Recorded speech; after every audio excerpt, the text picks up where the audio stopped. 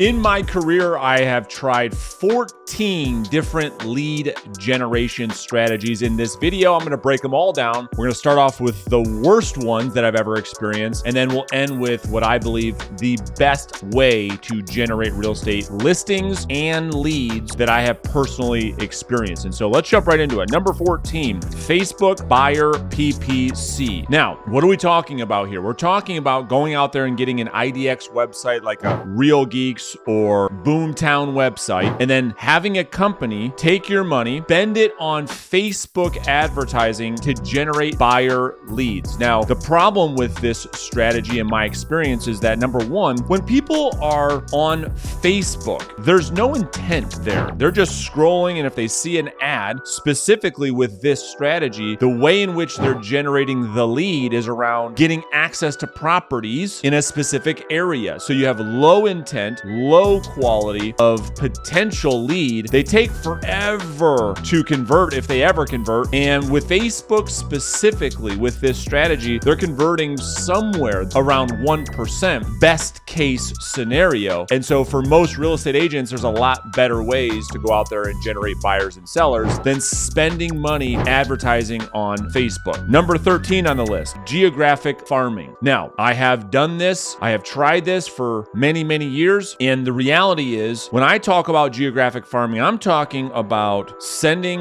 mailers to random homeowners where we have no idea if they have any intent whatsoever in actually selling their house. We are just marketing, sending mass mailers to random people, hoping that they want to sell their home. And hope is simply not a strategy. Can it work? Yes, it can. Are people successful with geographic farming? For sure. The challenge is, if you ask them all, they will all tell you the same thing, which has also been my experience. And that is, it takes a very long time to get a return on a geographic farm through just doing mailers. It's very expensive, and you have to be able to essentially market into a neighborhood for a minimum of 12 months of marketing ad spend before you start getting a return. And for most real estate agents, not only can they not wait 12 months to get a deal, but on top of not getting a deal for 12 months, to spend money every single month without that return, for most, they just can't do it. Number 12 on the list, Google Buyer PPC. So like we talked about before, if you get on a platform like a Real Geeks or like a Boomtown or like a Commissions Inc., and they have an IDX website and they're spending advertising dollars on Google. Now, the better thing here is when people go to Google, there is more intent. Think about yourself. When you go to Google and you search for something, you're doing it on purpose, unlike scrolling on Instagram or Facebook, where if you run across an ad, it wasn't what you were specifically looking for like it is on Google. So there's more intent. However, the way in which these companies are driving or converting the traffic into an actually opt-in or a lead is through getting access to properties in a specific area. We call these area-specific buyer internet leads. They have very low conversion and very long conversion cycles, and it is a commitment financially for most real estate agents that they're either not willing, not able, but really there's other options or other vehicles to generate business faster. Let's talk about number 11 on the list, networking group. So this is where you join your local chamber of commerce, or maybe there's a local networking group where you go there once a month or twice a month. You meet with other local business owners and you build relationships with them in hopes that they're going to refer you clients. Now, the challenge with this model, in my experience, is anybody that uses networking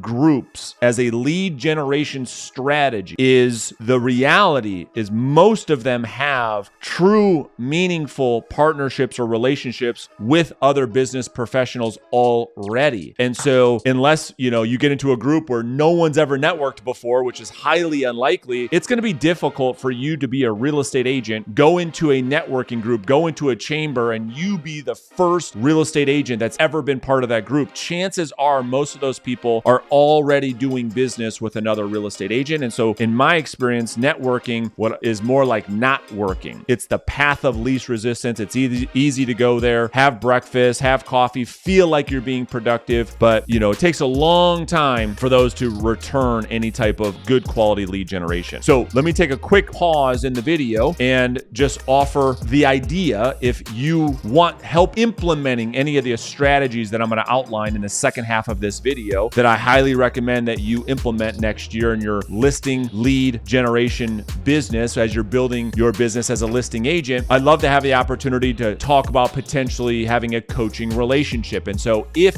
you are open to that and you'd like to have a conversation, I'm going to put a link underneath this video, both in description and in the comments. Feel free to click it. You can schedule time that works best for you. We can have a conversation about potentially working together to accomplish the goals that you've set, help you build a listing-based business. And then at the end of that conversation, you can decide if coaching with me and my team makes any sense for you or not. So let's get back into our list. Number 10, direct mail. Now, this is different than geographic farming because when I use the word direct in this video, I'm talking about getting a targeted list of prospects. As an example, you may get a list of probates, people that are going through the probate process, and we're sending those people specific message with a specific direct mail campaign to a specific group of people. Now, this is number 10 on the list, and as we get closer to number 1, they become more and more effective in my experience. Direct mail can work when you have a targeted list. Now, you are going to incur some out-of-pocket expense for a length of time before you start getting a return, but if you can, the more specific the list, the higher targeted the list, the more impactful your message is in the direct mail, the higher likelihood you will get people to pick up the phone and call you. Number 9 on the list, open houses. So if done correctly, you can have great success with holding open houses at your listings or other agents' open houses. And so if you have a listing that's in the right neighborhood, it's at the right price point, and you have the ability to promote and to market and to prospect an open house event a week or so before the event, it could be phenomenal. And so this is a great way for us not only just to get buyer leads, but certainly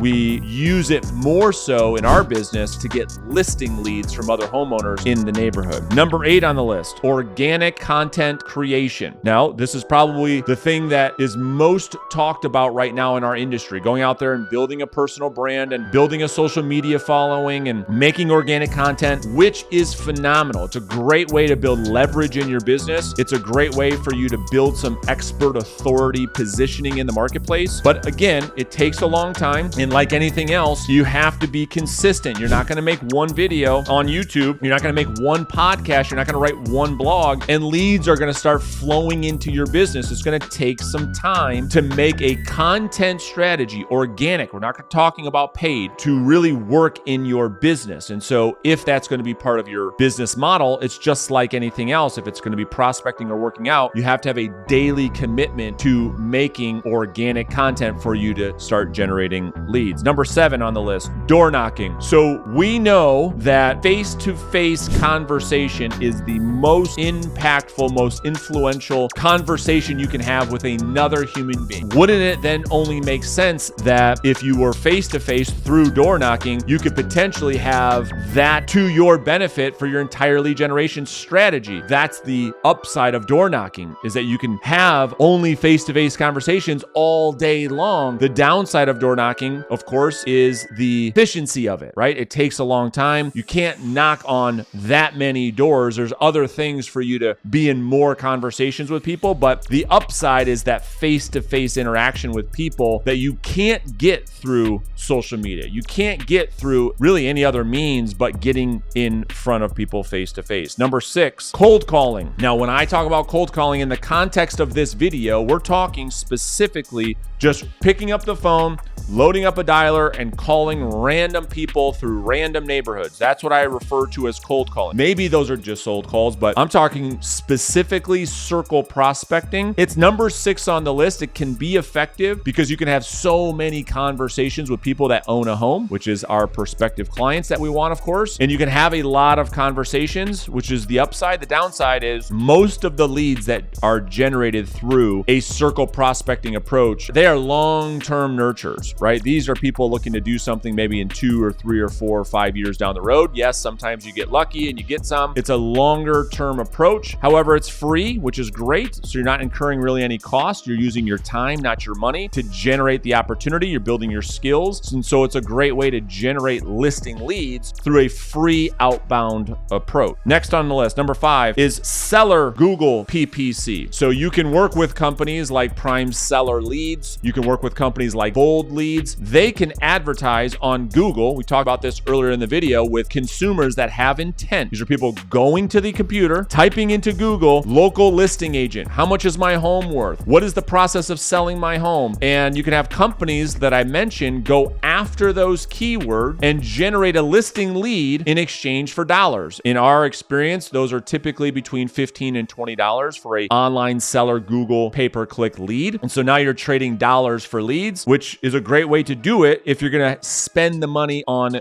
Google. The downside is most of the time the conversion cycle is a little bit longer, and you don't know always the lead quality is the thing that sometimes isn't as great because you don't know who's opting in on your lead form, but it is another really good way to generate listing lead. Number 4 on the list, property specific buyer lead. So we're talking about Zillow and Realtor.com. Pretty high on the list. It's number 4. Although you hear me talk a lot about the downsides of buying internet leads, we talked about some of those earlier in the video. If I'm going to do it and I'm going to put the money forth to do it, I'm going to do it with a property specific lead, meaning Zillow and Realtor.com are very, very good at generating a lead from a consumer that is inquiring on a specific property. And so those convert a lot higher than your Google or Facebook leads you get from maybe a Boomtown or a Commissions Inc. They convert a lot higher. They're consumers with much higher intent. I mean, a lot of that time you can get a hot transfer from Zillow Flex program, get a consumer right on the phone. Zillow's rep transfers it to you and you got a consumer right on the spot. You can schedule a showing right on the spot. The downside is it's very expensive. For the most part, they are mostly buyer leads, not seller leads, which most of you want. And so great way to build a business. It's very expensive to do it, but they do have higher conversion. Next on the list, number 3, direct outbound prospecting. So remember I said when I use the word direct, I mean that we're going after a specific targeted niche audience. And so this might be expired listings, for sale by owners, absentee owners, divorce, probate, downsizers. These are all examples of a specific target audience that we know the likelihood of them wanting to sell a house is extremely high. And then when I talk about outbound, means that you initiate the conversation, meaning you're in control with how many of these people you actually talk to voice to voice or in person, face to face. And that means many different things. That means reaching out over the phone. That means going to knock their door. That means sending them an email. That means sending them a text message. That means sending them a message on Facebook or Instagram. This is a direct targeted niche and it's outbound, meaning you initiate the conversation. This is number 3 on our list. It's a great way to build a business. It's what I've done for years, what I continue to coach to, and many, many agents succeed with this lead. Number 2, referral partners. Something that I think our industry does not talk enough about. Most real estate agents, when they think about lead generation, for some reason, they always think about direct to the consumer. This is number 2 on my list, and I wish I would had started this sooner in my career, but I want you to think about other industries for a second and how they build a business in the housing market. Let me give you some examples. Look at the mortgage industry. Look at the title industry. Look at the home warranty industry. Look at the home inspection industry. There's many, many more, but let's just take those for an example. Their main source of leads is you and I, the realtor. They've made a business where they have a service that they offer to the consumer, but they don't go direct to the consumer. They've made their lead generation strategy a business to business generation strategy. And so they go and prospect realtors to have you and I go do all the hard work to go market and prospect direct to the consumer, bring those consumers in, and then refer that business off to our partner. Well, we can do the same thing. We can turn this business into a B2B business model by going out there and building relationships with insurance agents, CPAs, financial planners, attorneys. These are all people that every single day are marketing to try to get new clients, and those clients specifically are looking to potentially sell a house or buy a house. Think about this as a specific example. A divorce attorney, if she's going to build her practice and she's going to do 8 or 10 divorce cases per month. 80% of those people have to sell the marital home, and in most cases have to buy another home. So you could partner with a divorce attorney or 2 or 3 of them and potentially get an endless amount of inbound listing lead referrals from those divorce attorneys that you partner with, because they need a realtor to help them close the case. Something to consider. And then number 1 on our list is what we call our top 100. So this is a business model for you to generate business from the people that you know and generate business from the people that you know that they know. And so this is an inbound strategy for you to cultivate business from your sphere of influence, from your community, from your referral partners, and get referrals from people that they know. And this entire strategy built around our top 100 is strategically deepening the relationship with 100 people. We're not talking about 10,000. We're talking about a group of people, 100 people, a strategy of communication with them that is so valuable that anytime real estate comes to mind, you have won the top of mind awareness game. So if this has provided you any value, I'd love for you to subscribe to the channel, hang out. I will hang out in the comments after I upload this to YouTube. If you have questions or you need clarity about any of these 14 sources or my experience with any of these lead pillars, let me know, and I will see you in another video very soon.